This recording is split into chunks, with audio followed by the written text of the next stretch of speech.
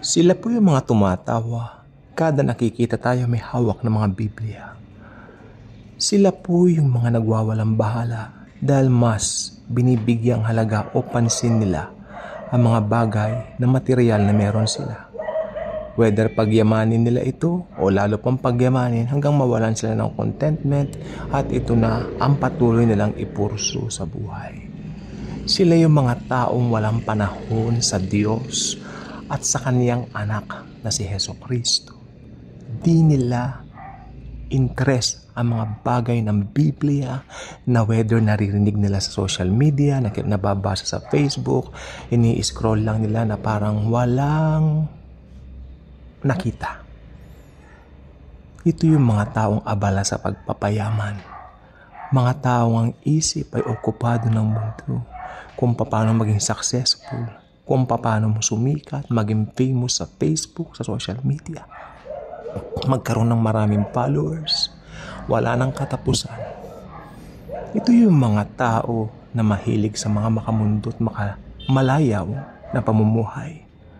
Mga taong ang hilig lamang ay bigyang kasiyahan ng laman at walang panahon sa mga bagay na espiritual. Ito yung mga tao na paggising sa umaga, sarili agad, bagong matulog, sarili agad. Walang panahon sa Diyos. Walang panahon kay Jesus. Ito yung mga taong kumpleto sa tulog, kumpleto sa healthy lifestyle. Mahilig silang magluto ng mga healthy foods. Nag-eehersisyo kada araw, pumupunta sa mga seminars ng pagpapalakas ng katawan. Pero walang interest kay Lord Jesus. Ito yung mga taong nagbibingi-bingihan tuwing may naririnig sa YouTube na mga nangangaral na tulad nito. Kanilang pinagtatawanan at kanilang sinasabi na fantasya lamang ang mga ito at kailanman na hindi pwedeng maokupa ng katotohanan. Ito yung mga taong nagtatawa sa mga mirakulo na binabanggit ng Biblia, especially yung pagkabuhay kay Lazaro at paghati sa dagat na pula ni Moises. Ito yung mga taong sinasabi nila na ang mga bagay daw na inimbento lamang ng mga tao. Sabi nila, ang mga bagay daw na nasulat sa Biblia, gawa nga lang daw naman ng tao at mahirap na silang papaniwalain sa katotohanan. Ito yung mga tao na gusto laging bago ang model ng cellphone, bago lagi ang model ng kanilang sasakyan, bago lagi ang mga kasuotan, bago ang bahay, lahat bago. Gusto bago ang mga China, ang mga nabibiling mga mamahaling plato. Busy sa paglilinis ng bahay, busy sa pagbili ng panibagong bahay, pero walang panahon sa Diyos. Ito yung mga tao na sinasabi nila may rehilyon na sila, nakakandado, at hindi pwedeng buksan.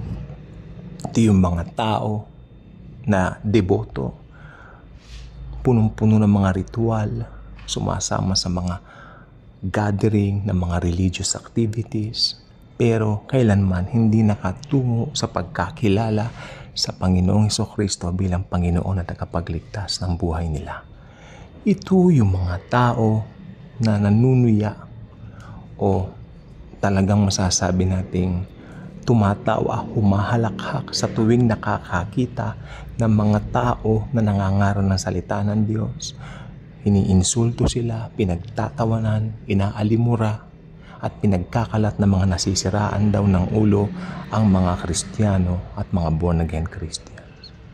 Ito yung mga tao na sinasabi nila na marami silang alam sa siyensya, marami silang alam sa history, marami silang alam sa mga akademikong mga subject, nakapagtapos sa matataas na antas, marunong mag-Ingles, fluent sa Ingles, pinagmamalaki yung estado, pinagmamalaki yung narating sa buhay, pinagmamalaki kung ano pa yung pwedeng ma-achieve sa buhay o sa mundong ibabaw na ito.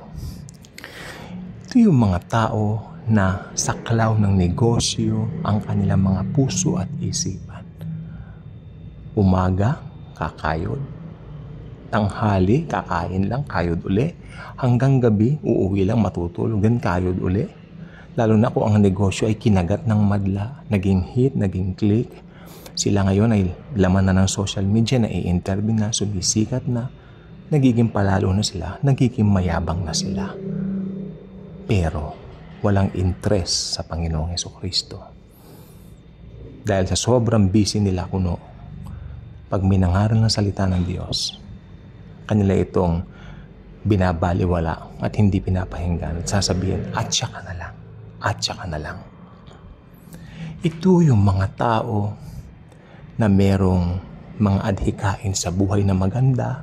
Sila po ay magagalang, sila po ay punong-puno ng mga moral values na tinatawag, nagmamano sa matanda, lumuluhod tuwing alas 6 ng gabi sa kanilang mga altar, nagro-rosaryo, nananalangin, pero walang interest sa salita ng Diyos. Ang totoong gospel ni Jesus, kanilang binabaliwala dahil ang sabi nila, may rehilyon na raw sila.